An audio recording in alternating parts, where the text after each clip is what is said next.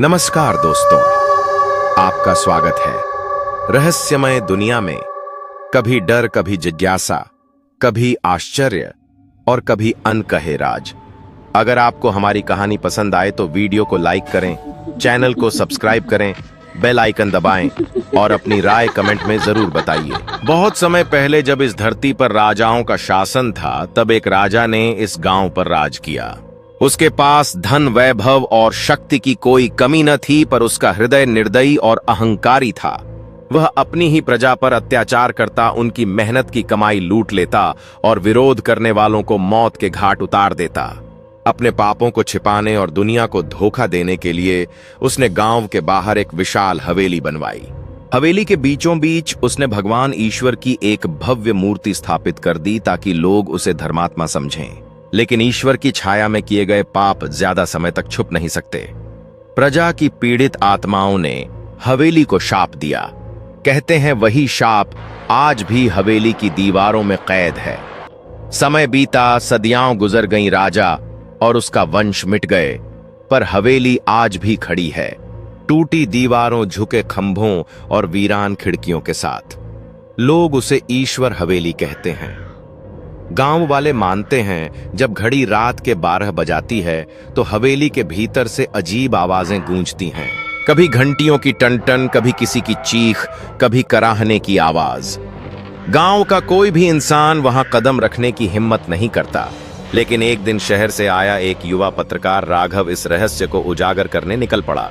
उसने ठान लिया था, अगर हवेली सच में भूतिया है तो मैं सच्चाई सबके सामने लाऊंगा।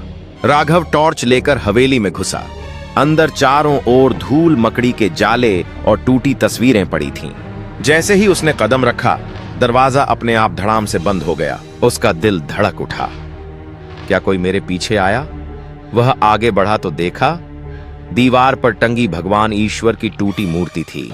मूर्ति के चेहरे पर दरारें थीं और आंखों से जैसे खून बह रहा हो। राघव कांप उठा।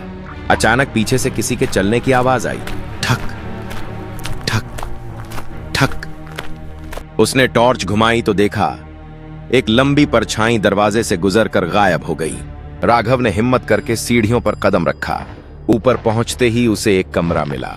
दरवाजे पर लिखा था, ईश्वर सब देखता है। कमरे का ताला अपने आप खुल गया। भीतर जमीन पर पुराने खून के निशान और जली हुई राख पड़ी थी। तभी अचानक एक जोरदार चीख गूंजी, बचाओ! राघव डर से पीछे हट गया। उसने दीवार पर ध्यान दिया। वहां एक पुराना कागज टंगा था।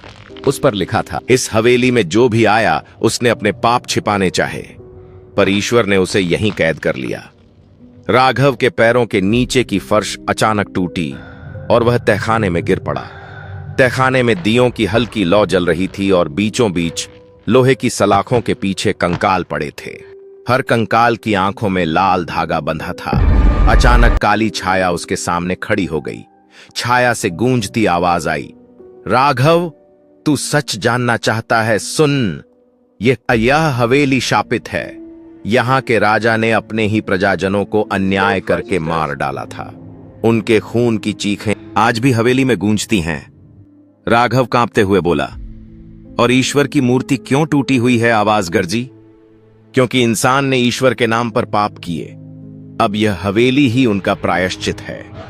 राघव ने बाहर भागने की कोशिश की, पर दरवाजा बंद था। तभी हवा में फुसफुसाहट गूंजी, अब तू भी सच्चाई जान चुका है, तेरी आत्मा यहीं कैद होगी। राघव चीखा, दरवाजा पीटता रहा। उसकी टॉर्च गिर गई और रोशनी बुझ गई। गांव वालों ने अगले दिन हवेली का दरवाजा खोला।